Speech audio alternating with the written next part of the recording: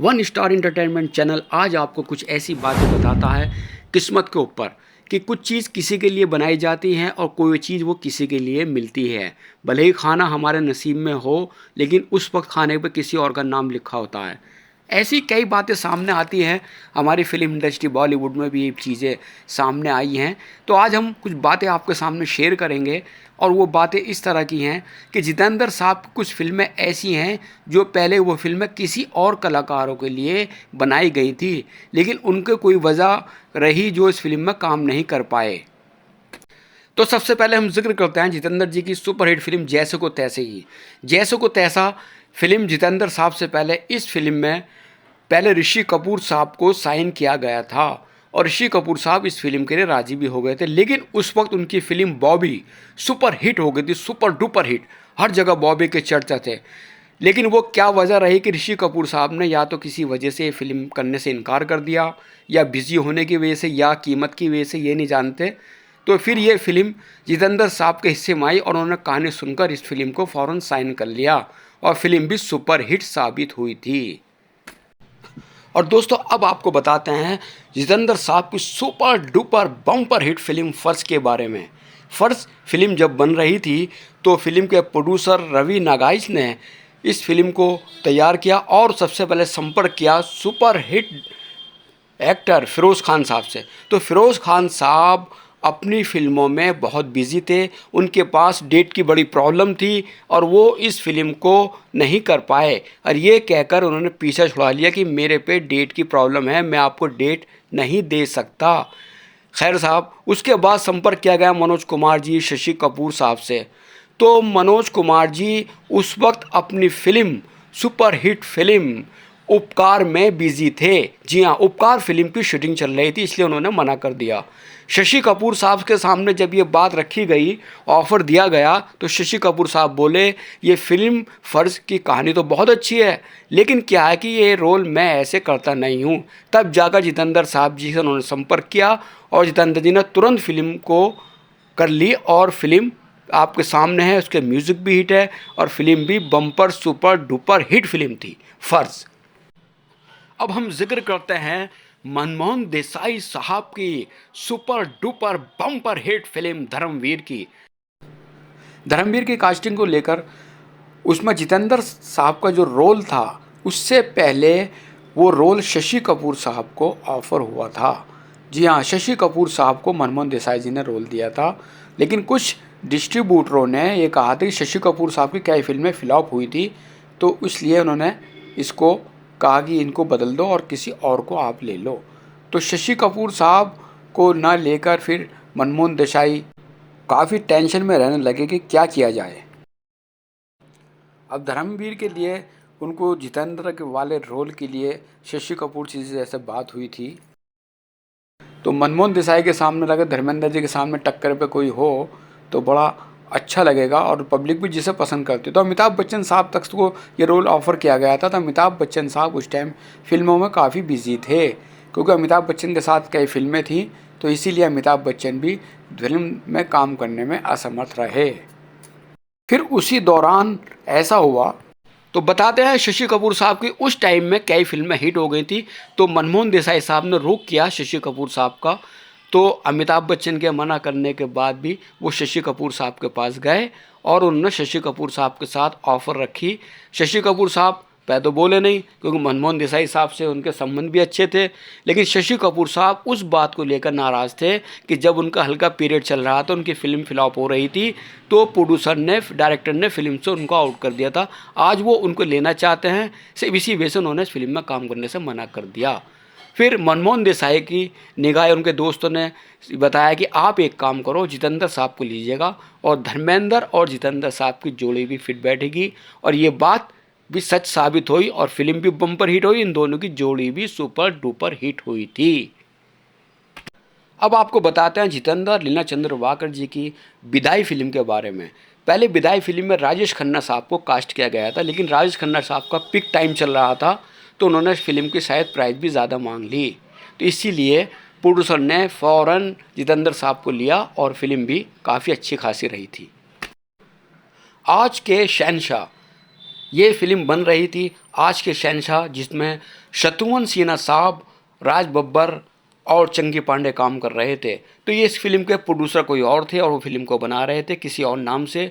फिर दूसरे प्रोड्यूसर साहब ने इस फिल्म को लिया और इसको शुरू कर दिया, आज के शहंशाह के ही नाम से बनाई इस फिल्म को, पहले किसी और नाम से थी।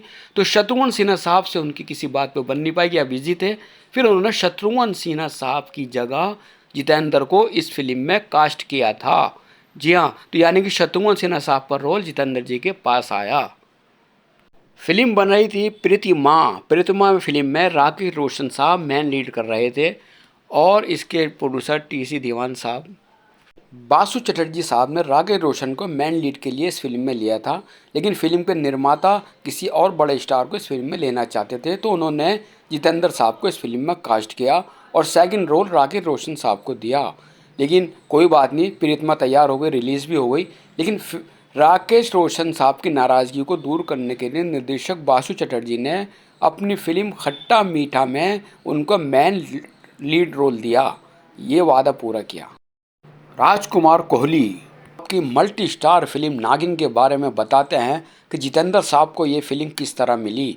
जितेंद्र साहब का पहले ये रोल था, ये पहले उन्होंने विनोद खन्ना साहब को ऑफ़र किया था, जी हाँ विनोद खन्ना जी को, लेकिन विनोद खन्ना जी सांप वगैरह से डरते थे तो उन्होंने इस फिल्म के रोल के लिए मना कर दिया।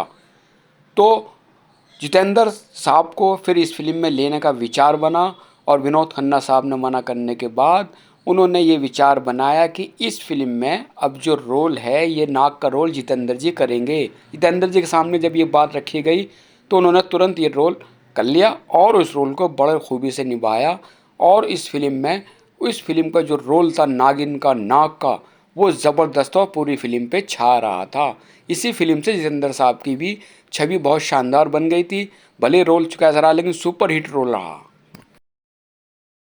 बी आर चोपड़ा साहब की multi star film the burning train, इस फिल्म में जितेंद्र साहब का जो रोल था वो रोल के लिए बी आर चोपड़ा साहब ने पहले अमिताभ बच्चन साहब को कहा कि आप इस रोल को कीजिएगा। अमिताभ बच्चन साहब रोल करना चाहते थे बी आर चोपड़ा साहब के साथ, लेकिन मजबूरी ये थी कि उस टाइम दोस्ताना फिल्म या और भी कई फिल्मों में अमिताभ बच्चन बिजी थे।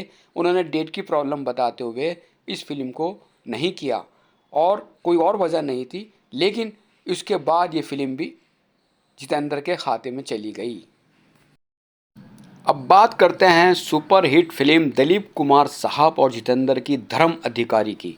धर्म अधिकारी में पहले दिलीप कुमार साहब वाला रोल जितेंद्र साहब को निभाना था, यानी कि फिल्म में डबल रोल जितेंद्र साहब को करना था। और जितेंद्र साहब इससे पहले भी कई फिल्में डबल रोल में कर चुके थे, लेकिन उनके दिमाग ने एक काम किया कि अगर जैसे कि वक्त है, पहले सुपरहिट फिल्में भी दी हैं, सब कुछ दिया है, अगर मेरे रोल के साथ साथ बड़े भाई वाला रोल कोई बड़ा स्टार सुपर स्टार करे तो फिल्म में और भी चार चांद लग जाएंगे। यही सोचकर जितेंद्र साहब ने प्रोड्यूसर साहब को समझाया और उनके जहन में बात डाली, तब जाकर उन्होंने इस फिल्म में धर्म अधिकारी में दिलीप कुमार साहब को कास्ट किया और दिलीप कुमार साहब ने जितेंद्र के बड़े भाई का रोल निभाया और जितेंद्र जी ने छोटे भाई का, और फिल्म भी काफ़ी सफल रही थी और उनकी तारीफ भी हुई थी। आग से खेलेंगे, जितेंद्र अनिल कपूर की हिट फिल्म आग से खेलेंगे। आग से खेलेंगे में जितेंद्र साहब वाला रोल पहले जैकी श्रॉफ साहब निभा रहे थे और उसके बाद इंस्पेक्टर का रोल था, और उसके बाद अचानक ये हुआ कि जैकी श्रॉफ क्योंकि फिल्म सुभाष घई की फिल्म राम लखन में इंस्पेक्टर का रोल निभा रहे थे। सुनने में यह आया कि सुभाष घई साहब ने जैकी श्रॉफ के रोल को देखकर उन्होंने एन सिप्पी साहब डायरेक्टर साहब से कहा कि यार मेरी फिल्म राम लखन में भी जैकी श्रॉफ इंस्पेक्टर का रोल कर रहे हैं, तो क्यों ना इनको अलग अलग चेंज किया जाए, एक सा रोल नहीं होना चाहिए। तब जाकर एन सिप्पी साहब ने उनकी बात मानी और जैकी श्रॉफ की जगह उन्होंने इस फिल्म के लिए जितेंद्र को कास्ट किया और फिल्म भी अच्छी खासी चली थी। राजेश खन्ना की होम प्रोडक्शन फिल्म जय शिव शंकर में पहले जितेंद्र साहब वाला रोल विनोद खन्ना साहब को ऑफर हुआ था। विनोद खन्ना साहब किसी कारणवश ये रोल नहीं कर सके, फिर मिथुन चक्रवर्ती, जैकी श्रॉफ का भी नाम आया सामने, लेकिन राजेश खन्ना साहब ने वो रोल फिर जितेंद्र को दिया और तीनों ने मिलकर जय शिव शंकर फिल्म की शूटिंग कंप्लीट की और जितेंद्र जी को इस फिल्म में विनोद खन्ना के रोल की जगह डाला गया था। दोस्तों, बबीता जितेंद्र साहब की कुछ फिल्में हमने आपको बताई और बाकी कुछ फिल्मों का भी और जिक्र है जो आपको अगले प्रोग्राम में हम करेंगे कि जितेंद्र साहब को जो फिल्में मिली और किसी के साथ कौन कौन कलाकार उसमें थे, तो हम आपको अगले एपिसोड में बताएंगे। अभी तो फ़िलहाल आपको इतना ही, और आप देखते रहिएगा हमारा YouTube channel one star entertainment channel, one star entertainment.